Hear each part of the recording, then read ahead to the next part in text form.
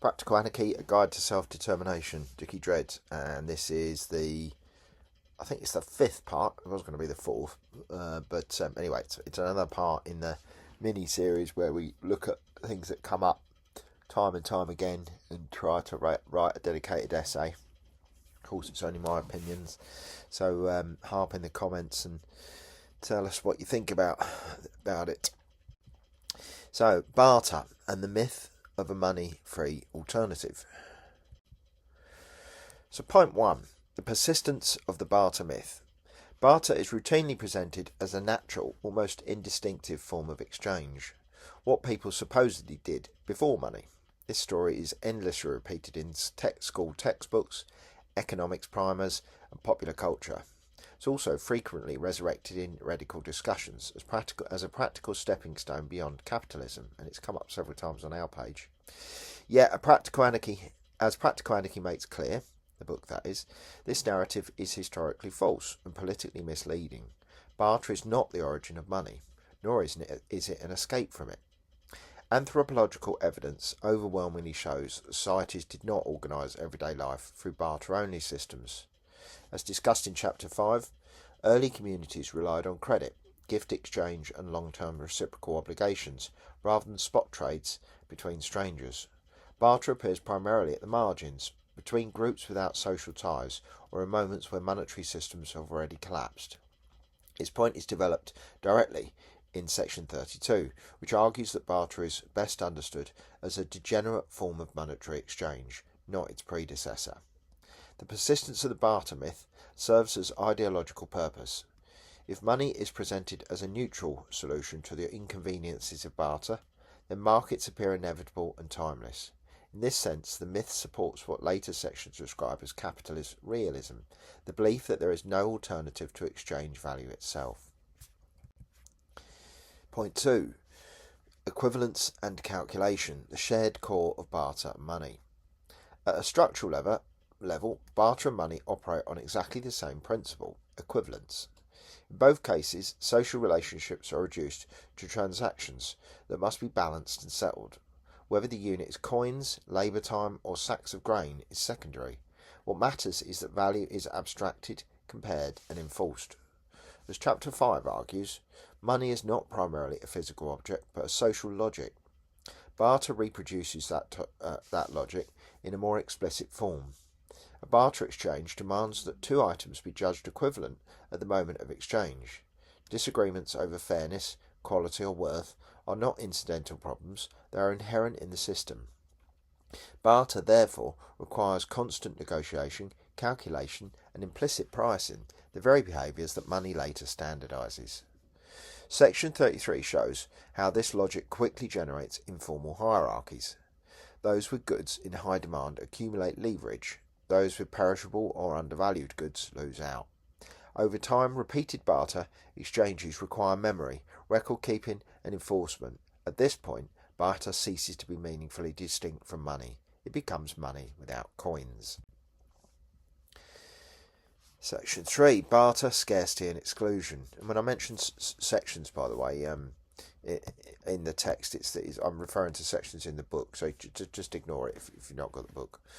One of the strongest claims made on behalf of barter is that it is more human or egalitarian than monetary exchange.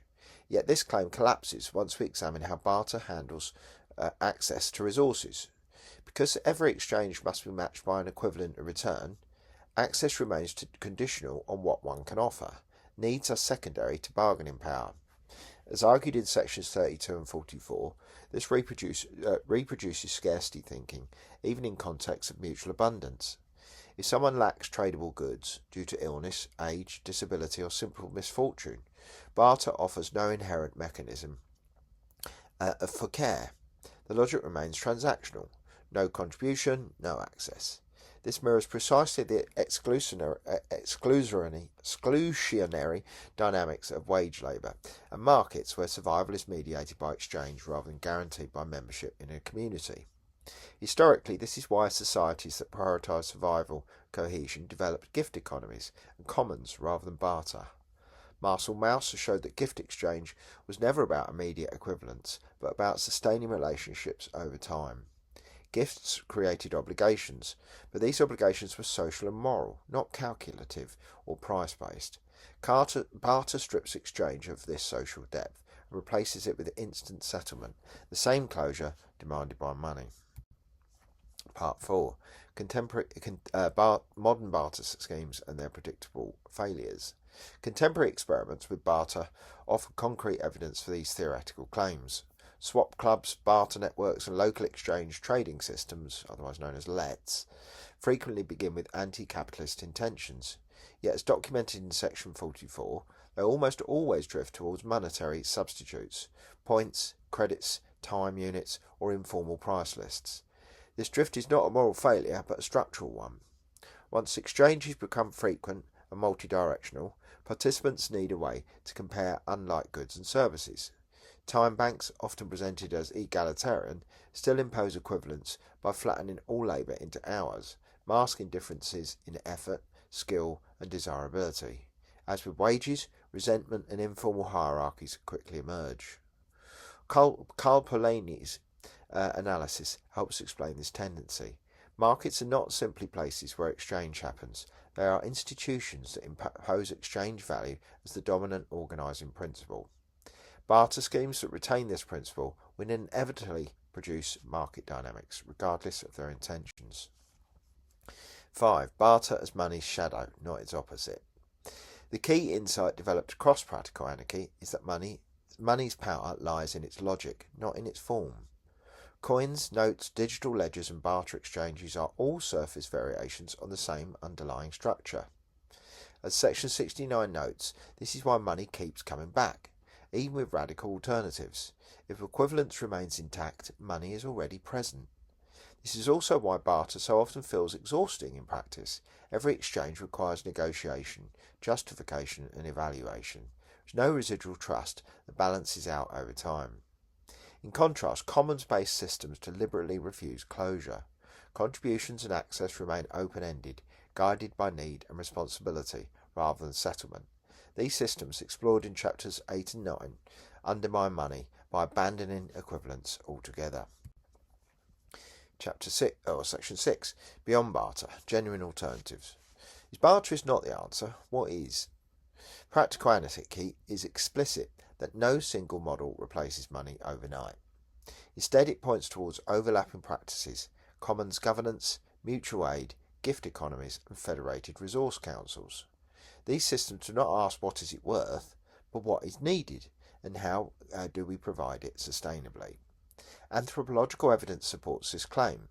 Clastres and Graeber and Wingrove show that many societies actively resisted accumulation and enforced norms against hoarding. Value was social, not transactional. These examples do not offer blueprints, but they demolish the claim that equivalence-based exchange is inevitable. In this light, barter appears not as a radical alternative, but as a conceptual trap. It accepts the grammar of money while rejecting only its symbols. As a result, it channels dissent back into familiar forms, leaving the deeper structure untouched. Conclusion. Why the barter distinction matters. Barter is often defended as a harmless experiment, a step in the right direction. But as this book repeatedly argues, half measures that preserve exchange value risk in reinforcing the very systems they seek to escape.